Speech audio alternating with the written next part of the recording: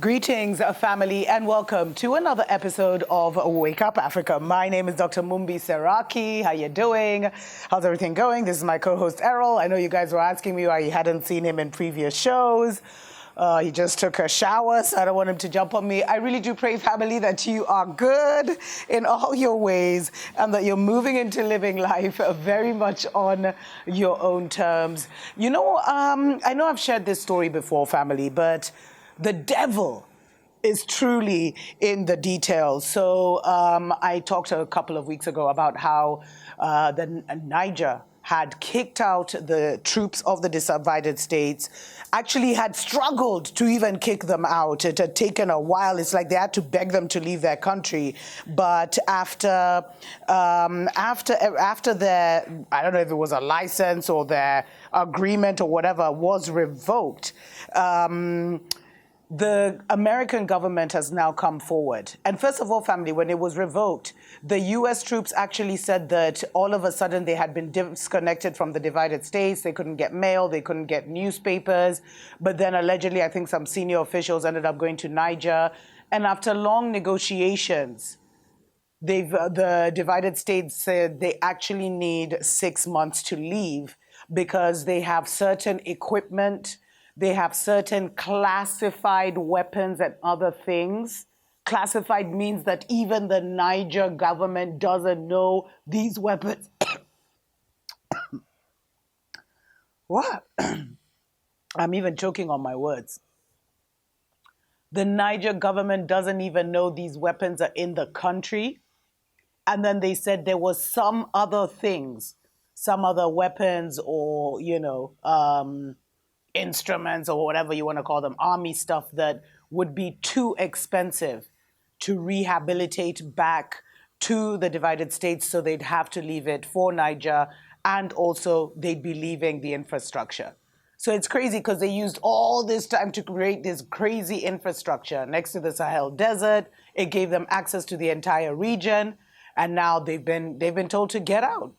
But it's puzzling how the Niger government probably had no clue what was in the divided states army base, family. Just like here in Kenya, I'm sure the Kenya government has no clue what dark and sinister things the divided kingdom is keeping at the Batuk, the British Army training unit in Kenya, right by our famous mountain.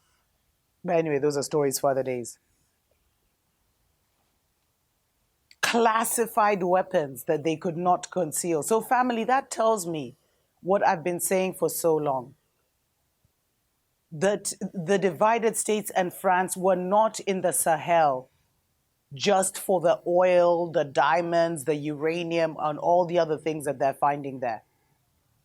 Because let's not forget that the Chinas and the divided states and the divided kingdom of this world already have satellite devices that have mapped out everything they could on this surface level with their limited knowledge.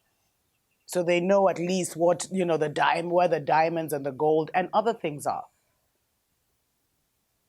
But as I say, family, if we look at all the armies that are ongoing in the world right now,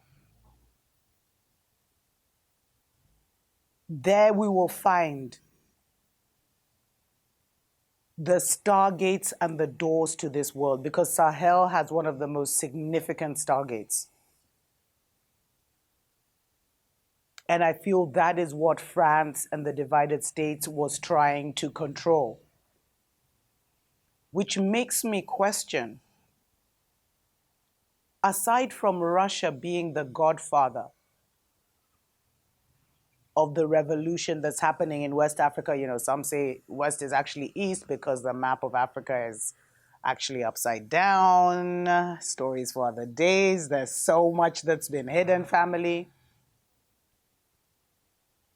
But what if they're also getting help? Remember, I mentioned that they were being helped by what I had seen as the 7 elders. They have spiritual advisors. Let me put it like that.